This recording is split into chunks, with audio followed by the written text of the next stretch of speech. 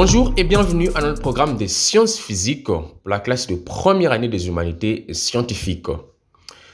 Aujourd'hui, nous allons voir la suite des fonctions chimiques.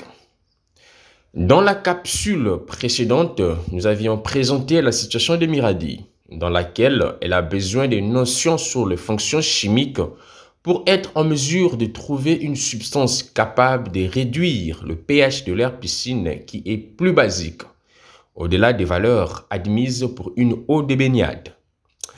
Toujours dans cette précédente capsule, nous avions présenté 4 fonctions chimiques, à savoir les oxydes, les bases hydroxylées, les acides et les sels.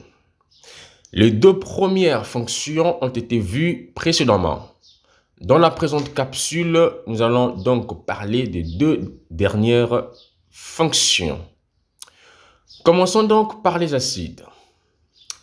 Les acides sont des composés chimiques ayant pour formule générale HX ou HXO, avec bien sûr H d'hydrogène, X un élément non métallique ou à prédominance non métallique et O l'oxygène. Le chlorure d'hydrogène, le fluorure d'hydrogène, le sulfate d'hydrogène et le carbonate d'hydrogène sont des exemples des acides. Les acides de formule générale HX sont appelés acides binaires ou hydracides. C'est l'exemple du chlorure d'hydrogène et du fluorure d'hydrogène. Les acides de formule générale HXO sont appelés acides ternaires ou oxacides. C'est l'exemple du sulfate d'hydrogène et du carbonate d'hydrogène. Nomenclature des acides maintenant. Les acides binaires sont nommés X-ure d'hydrogène, c'est-à-dire nom de l'élément plus terminaison en ure d'hydrogène. D'accord? Par exemple, les acides binaires suivants sont nommés bromure d'hydrogène et sulfure d'hydrogène. D'accord? Alors, l'ancienne nomenclature des acides binaires est acide X hydrique, c'est-à-dire acide plus nom de l'élément plus terminaison en hydrique. D'accord? C'est l'exemple de l'acide bromhydrique et l'acide chlorhydrique. D'accord? Alors, les acides ternaires, ils sont nommés nom du groupement plus d'hydrogène. Pour le groupement, nous avons ate d'hydrogène si le composé est plus riche en oxygène et ite d'hydrogène si le composé est moins riche en oxygène. D'accord? Alors, dans le tableau suivant, nous avons quelques groupements plus riches en oxygène et quelques groupements moins riches en oxygène.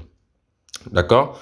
Comme vous pouvez le voir là, en ate et en ite, et les noms qui vont correspondre.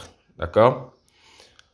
Alors, à titre d'exemple, les composés suivants sont donc nommés sulfate d'hydrogène et sulfite d'hydrogène. D'accord? Alors, l'ancienne nomenclature des acides ternaires est acide plus nom du non-métal plus terminaison ic. D'accord? Si c'est plus riche en oxygène, ou E si c'est riche en oxygène. D'accord?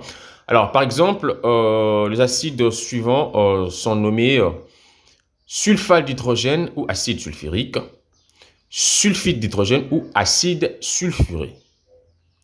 D'accord? Alors, quelques propriétés des acides maintenant. Et commençons par des propriétés physiques ou organoleptiques. Les acides ont une saveur aigre en solution, conduisent l'électricité en solution et rougissent le papier tournesol. D'accord? Alors, les propriétés chimiques. Les acides réagissent avec les bases dans la réaction de neutralisation pour former des sels. Alors, étant donné que la piscine de Miradi est basique avec un pH de 8,2, Miradi va alors utiliser une substance acide. un pH- vendu au marché afin de réduire le pH de la piscine à une valeur admise, c'est-à-dire entre 7,2 et 7,6 pour la baignade. D'accord? La substance acide va donc neutraliser une partie de la base. OK? Alors, un acide binaire est obtenu à partir de la réaction d'un élément non métallique avec le dihydrogène. C'est l'exemple du fluorure d'hydrogène ou acide fluorhydrique obtenu à partir de la réaction entre le difluor et le dihydrogène. Un acide ternaire peut être obtenu à partir de la réaction d'un oxyde non métallique avec l'eau. D'accord? C'est l'exemple du carbonate d'hydrogène, aussi appelé acide carbonique, obtenu à partir de la réaction entre le dioxyde de carbone et l'eau. D'accord? Alors, la dernière fonction chimique, c'est les sels. Les sels sont des composés chimiques ayant pour formule générale MX ou MXO.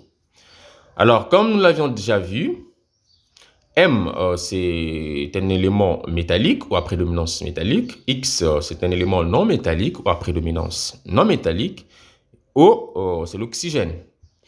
Le chlorure de sodium ou le sel de cuisine.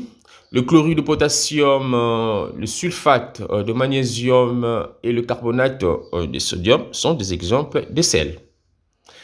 Les sels de formule générale MX sont appelés sels binaires ou sels d'hydracide. C'est l'exemple du chlorure de sodium et du chlorure de potassium.